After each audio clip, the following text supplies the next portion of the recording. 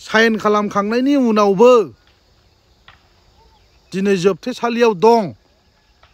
अनखांनाय दंमोनब्ला, गाबखांनाय जुदि दंमोनब्ला, बुजिनाय जुदि दङमोनब्ला, रियेल जुदि स्पिरिट दङमोनब्ला बिना गयारिया फिननाय होथों बियो। दिनै बिथांमोननि जि खोथा बुंनाय गासिबो नंखाय रायजो राजाफोर। फाउन्डार अफ एनडिबि रन्जन दैमारिया दिनैसिमबो जेलनिफ्राय गवाखै। बेफोरो मा? फिननाय हो। 5 बोसोर जाबाय बिना गयारि, दिनैसिमबो मानो गवाखै? बिनि फिननायखौ हो। आन्दोलन खालामनानै गोबां जोंनि फिसा, जोंनि बिदा फंबाय, जोंनि बिमा माहारिया गावनि फिसायखौ बावनानै दिनै बिटिआरखौ मोनदोंमोन। थैजों लिरजानाय दिनै नैबे बिटिआरआ दिनै 5000 जन सुबुंनि जिउ बावनानै मोननाय बिटिआरखौ दिनै बिथाङा जाय हाग्रामा महिलारिया बिटिआरआव जेबो गैया होननानै बुंनो होनबा बै मुंख्लं जालांनाय बिथांमोनखौ सनमान होनो गोसो गैया नामा? बिथांनाव अनखांनाय गैया नामा? जे बिथांमोनहा जे गावनि थैजों दिनै बिटिआरखौ लिरनानै गालांबाय, बेखौसो आं दुखु मोनदों। जुदि नोंथांनाव अनखांनाय जुदि दङमोनब्ला, अननाय जुदि दङमोनब्ला बिना गयारि, मानोथो प्रमद बर'खौ बुंनो हायाखै नोंलाय? सान्थि सुक्ति जाखांनायनि उनावबो दिनैसिम दासिमबो 5 बोसोर जाबाय। फाउन्डार अफ एनडिबि रन्जन दैमारि बिथाङा दिनैसिमबो मानि थाखाय जेलनिफ्राय उदां जायाखै होननानै प्रमद बर'नाव नोंथाङा मानो सोंनो हायाखै? मानो हायाखै? सिगांफोरा गिदिर गिदिर लेक्सार होनो हादोंमोन, दिनैलाय मानोथो बावगारलांजोबखो?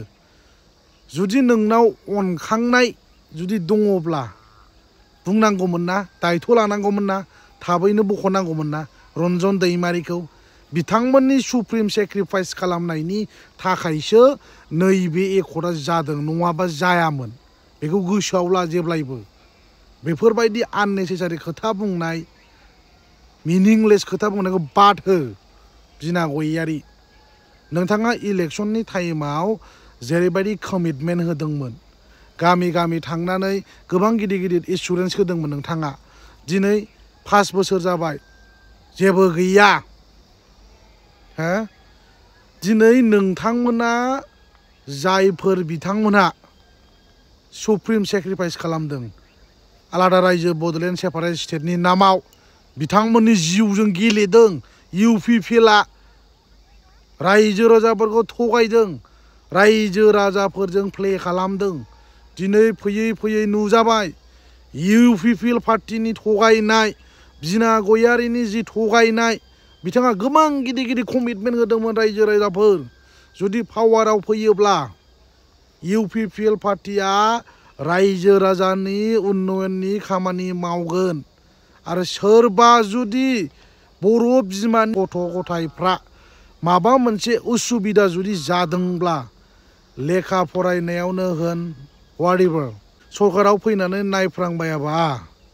आंखौ साव हो होननानै बिथाङा गोबां बेफोरबायदि खोथा बुंदों, गिदिर गिदिर खोथा बुंदोंमोन। सौथुलाबायनानै थैथारथों आं, पापि सुनि hand and वाटएभार like date,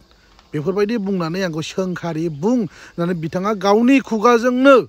public meeting खालामनाय टाइमाव बिथाङा बुंदोंमोन। दिनै बावगारलांजोब्बाय। बे 5 बोसोराव रायजो राजानि बयनिबो समान मोनथाय, समान अधिकार खामानि मावनांगौ, बयबो समान अधिकार मोननांगौ, बयबो समान जाजोबनांगौ होननानै बिथाङा बुंदोंमोन। दिनै गासिबो बिना गयारिनि जि खोथा बुंनाय गासिबो थगायजोबनाय दिनै प्रुफ जाबाय, नुजाबाय। बाद दोन बिथांमोननि एनडिबि मुंख्लंफोर, जाय बिथांमोना गावनि बेसेन गोसा जिउखौ हारिनि थाखाय नांनानै बावसोमलांबाय, सेक्रिफाइस खालामबाय। आलादा रायजो बड'लेण्ड सेपारेट स्टेट सोरजिनायनि थाखाय गोबां जोंनि बर' फिसाफोरानो होन, बर' बिमाफ्रानो होन, गोबां मुंख्लं जानांदों। जुदि बेखौ बुजियोमोनब्ला, जुदि बुजिदोंमोनब्ला बिना गयारि मानोथो बेबायदि खालामा? मानोथो बेबायदि साडेनलि एग्रिमेन्ट खालामनानै मानोथो बर' जाथिनि गांनाय उखैनाय सिमां मिजिंखौ मानो दंस' खालामखो? न'खर न'खर साख्रि होगोन होनना बुंदोंमोन नोंसोरो, बेखौथ' बाद दोनबावदो। दिनै जुदि नोंसिनाव रियेल स्पिरिट दङमोनब्ला, अनखांनाय जुदि गाबखांनाय जुदि दङमोनब्ला, नोंसिनि गोसो मेलेम जिउआव जुदि अनखांनाय जुदि दङमोनब्ला, दिनै हारिनि थाखाय नांनानै बावसोमनानै दिनैसिम बे जायफोर बिथांमोना जेलाव दं मा बिस्रा न' गैयामोन गथ' गथाय गैयामोन बिसि फिसा गैयामोन संसार जानायनि दानिया फिननाय हो रायजो राजाफोरनो बेफोरबायदि गोदाव सोराव खोथा बुंनानै रायजो राजाफोरखौ दा थगाय दा बुं बिदि खोथाखौ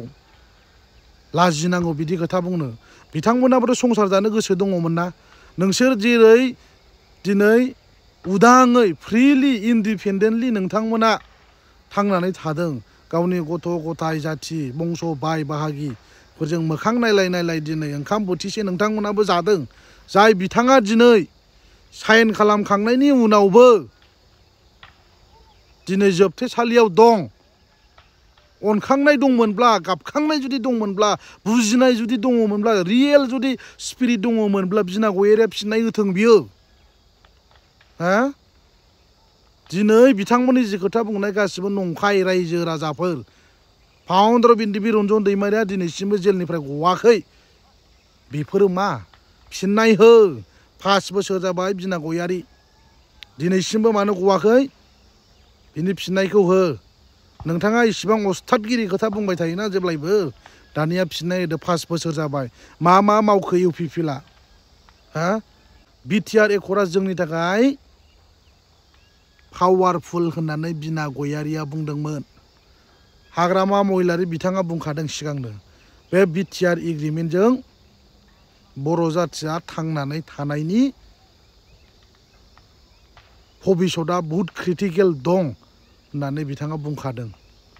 रायजो राजाफोर दिनै फैयै फैयै फाइनालि नुबाय हाग्रामा महिलारि बिथांनि जि खोथा बुंनाय बेनो प्रुफ जाबाय गबिन्द बसुमतारिया जि खोथा बुंदोंमोन बेबोथ' दिनै प्रुफ जाबायना रन्जन दैमारिया बे एकर्डजों गवा होननानै बिथाङा 2 टाइम्स बिथाङा बुंदों गबिन्द बसुमतारिया दिनै बेनो जाफैबाय गवासै नै 5 बोसोर जाबाय होमबा मानोथो सान्ति सक्ति खालामामोन बिना गयारि दाना फिननाय होदो प्रमद बर'नाव सोंदो लाजियासै बेफोरबायदि खोथा बुंबोनो थगायबोनो लाजियाखिसै दिनैथ' नोंथांमोननि जि खोथा बुंनाय जि समायखिरा लानाय नुजाबायना मुंख्लंफोरखौ नोंथांमोना मान होयोनो रेसपेक्ट होयोनो जेब्ला हाग्रामा सारा बिटिसिनि बार्थडे सेलिब्रेसन खालामदोंमोन जायफोर बिथांमोनहा आलादा रायजो बड'लेण्ड सेपारेट सोरजिनायनि नामाव मुंख्लं जादों एबा बिटिसि लाबोनायाव बिथांमोना शहीद जादों थैनांदों गावनि बेसेन गोसा जिउखौ सेक्रिफाइस खालामनांदों बिथांमोननि बार्थडे फालिनाय टाइमाव जयन्त बसुमतारी बिथाङा बुंदों नों गोसोआव दंना बिना गयारि हाग्रामा महिलारि बिथांनि बिटिसि बार्थडे फालिनाया दिस इज टटेलि मिनिंलेस होननानै बुंदों बिथाङाथ' गावनि लोगोफोर जायफोर बिथांमोना गावजों आन्दलन खालामफादोंमोन बिटिसि लाबोनायाव सुप्रिम सेक्रिफाइस खालामनानै बिथांमोना गावनि जिउखौ सेक्रिफाइस खालामदों बावसोमनानै जिउ दान होनो गोनां जादों बिथांमोनखौथ' बिथाङा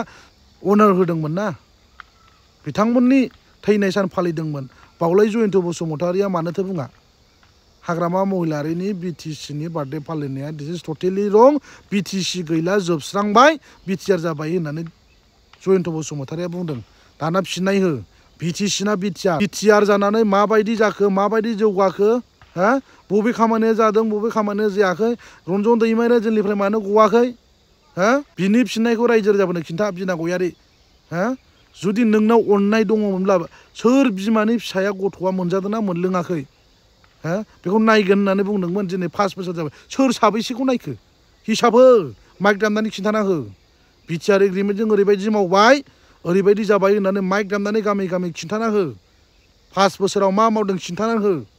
अब्लासो जोंनि रायजो राजाया मिन्थिगोन आदारवाइस बुजिनाय नङा नोंसिनि बेबायदि रायजो राजाफोरखौ थगायनायखौ बाद दोन आरो फैबाय थानाय समाव इउपिपिएलआ देरहाया बे सिदा खोथा रायजो राजाफोर ओंखायनो जोंनि रायजो राजाफ्रा सांग्रां जानांगौ बिटिसिआव जेरैबायदि पावार दं बिटिआरआव गैया जेबो मोनथिया बिना गयारिमोन बायदिया जेबो नलेज गैया नलेज एन्ड एक्सपिरियेन्स कनसेप्ट गैया ओरैनो आननन मानसि बिथांमोना मालायनि खोथा बुंनायाव ओरैनो गोजावलाबायग्रा जेबो मोनथिया लेखाबो रोङा फराबो रोङा बिसोरो what is BTR accord what is BTR agreement what is BTC बेखौ जेबो मोनथिया ओरैनो गिदिर गिदिर लेक्सार होलाबायनाय दिनै बिटिआर एग्रिमेन्टखौ बियो फरायदोंब्ला खिन्थाथों बियो बबे दफाया इमप्लिमेन्ट जाखो बबे जादों जायाखै दिनै मानो बेबायदि जाखो एकर्डआ इसिबां मोजां एकर्ड होननानै बाख्नायबाय बिना गयारि आरो इउपिपिएलनि लिडार्सफ्रा दिनैलाय मानोथो गासिबो नंखाय होननानै दिनै जोबथारनायाव मानो प्रुफ जाखो नुजाबायना बिथांमोननि जि थगायनाय जि नंखाय सुक्ति खालामनानै बर' रायजोआव थगायनानै बिटिसिनि लिडार्स थाखा फैसा खामायनो थाखाय बिथांमोना बर' रायजो राजाखौ थगायनाया दिनै नुजाबायना रायजो राजाफोर फिननाय होथों गामि गामि जुदि बिना गयारि आरो इउपिपिएलनि नेताफ्रा थाङोबा सोर बोसोर जाबाय दिनैसिमबो फाउन्डार अफ एनडिएफबि रन्जन दैमारिया मानो गवाखै मानि थाखायथो पिस एग्रिमेन्ट खालामामोन होननानै जोंनि रायजो राजाफ्रा कुइसन खालामनांगौ रायजो राजाफोर अके दिनै गोबां एक्सपेक्ट खालामदों गासिबो थगायजोबनाय बिथांमोना जेरैबायदि थगायदों बिथांमोननि थगायनायनि फिनजाथायखौ फैबाय थानाय 2025 होनांगौ रायजो राजाफ्रा मानोना बिटिसिखौ बिथांमोना साफा थेर बेथेर लरग' थरग' खालामजोब्बाय रायजो राजाफोर दिनै जों नुबाय फरायनानैबो मोनबाय जोंनि रायजो राजाफ्राबो सांग्रां जानांगौ बिटिसि एकर्ड जानानै जेरैबायदि जौगादों बिटिआर एग्रिमेन्ट जानानै जेबो जौगायाखै दंस'स' जादों जेबो गैया पिस एग्रिमेन्ट जाखांनायनि उनावबो जुदि सासे फाउन्डार एनडिएफबिनि लिडार आरो जुदि गवाब्ला बेलाय माथो एकर्ड जाखो माखौथो लेक्सार होआमोन बिना गयारि हो बिथांनाव अननाय गैया नामा माबा माबि गोबां हाग्रामा महिलारि बिथांखौ बुंबोदोंमोन दिनै नोंनाव जुदि प्रमद बर'नाव इउपिपिएलनाव जुदि अनखांनाय जुदि अनफावरिमोनब्ला नोंथांमोना दिनैसिमबो एकर्ड जाखांनायनि उनाव मानो बख'नो हायाखै फिननाय हो रायजो राजाफोरनो वाइ फिननाय हो रायजो राजाफोरनो लाजिनांगौ दिनै मा मावखो हिसाब हो माइक दामनानै रायजो राजाफोरनो ओंखायनो रायजोफ्रा बयबो सांग्रां जानांगौ फैबाय थानाय समाव इउपिपिएलनो भट होनो नाङा थगायबाय रायजोफोर आरो जुदि बे बिटिआर एकर्डनि दफाया जुदि इमप्लिमेन्ट जाजोबोब्ला बिटिसिआ दानजाबाय रायजो राजाफोर बिनि उनाव नायदो मा कन्डिसन जायो जोंनि बर' जाथिया बिटिसिआव जेरैबायदि अपरचुनिटिस मोनदोंमोन ना जुदि बिटिआरआ जुदि इमप्लिमेन्ट जाजोबोब्ला मा जायो रायजो राजाफ्रा नुगोन ओंखायनो रायजो राजाफ्रा सांग्रां जानाया मोजां दानो बिटिसिआनो मोजां बिटिआरआ जेबो खामानि गैया रायजो राजाफोर मानि थाखाय बुंदों नोंथांमोनाबो सान जेला अलखदा सफैगोन अब्लासो बुजिगोन ना जोंनि रायजो राजाफ्रा ओंखायनो आं एडभान्स प्रब्लेम्स जायैनि सिगां अलखद फैयैनि सिगांनो नोंथांमोनखौ आं बुंदों एबा खावलायदों आपिल खालामदों बिटिसिखौ बासायनांगौनि थाखाय हाग्रामाखौ सापर्ट खालामनांगौ बे सिदा खोथा मानोना बिटिआर एग्रिमेन्ट जुदि इमप्लिमेन्ट जायोबा बिटिसिआव जेरैबायदि पावार एन्ड फांसन दंमोन बे गासिबो मालायनि आखायाव थांजोबगोन आरो जोङो बान्दा जानांगोन गलाम जानांगोन मालायनि जोङो सार्भेन्ट जानांगोन मानोना उइ डोन्ट वान्ट टु बि सार्भेन्ट जों दाहोना लावखार साइज जोङो माबा मोनसे दाहोना स्टाइल सोरनिबा आथिं सिङाव गादब जानानै थानाय एक्सप्लयटिं खालामजानाय नासयजानाय इनाय अनागारि हेव सानजानाय डिसक्रिमिनेट खालामजानायखौ जों सहायनो हाया ओंखायनो रायजोफ्रा कनसियास जानांगौ सिदा खोथा बियो नङाब्ला जोङो गुबुनफोरजों गादब जागोन नासयजागोन इनाय अनागारियै जोङो डिसक्रिमिनेट खालामजागोन ओंखायनो बेनिफ्राय जों बारग'नो थाखाय उदां जानो थाखाय आरो बिटिसिखौ रैखा खालामनांगौनि थाखाय फैबाय थानाय 2025नि बिटिसि इलेक्सनाव रायजो राजाफ्रा हाग्रामाखौ सापर्ट खालामनांगौ मानो खालामनांगौ नोंथांमोना सान 100 बार 1000 टाइम्स 1000 टाइम्स नोंथांमोना सान मानो हाग्रामाखौ सापर्ट खालामनांगौ आं मानो बुंदों नोंथांमोना अब्ला बुजिगोन बिटिसि एकर्ड खालामनानै आरो बिटिआर एग्रिमेन्ट जाना बर' जाथिया माबायदि उन्नयन जादों ना जायाखै माबायदि लस जादों जायाखै नोंथांमोना बेखौ एनालाइसिस खालाम स्टाडि खालाम डिपलि थिंकिं खालामनानै नाय अब्लानो नोंथांमोना मोनगोन रायजो राजाफोर थेंक इउ स' माच एभरिवान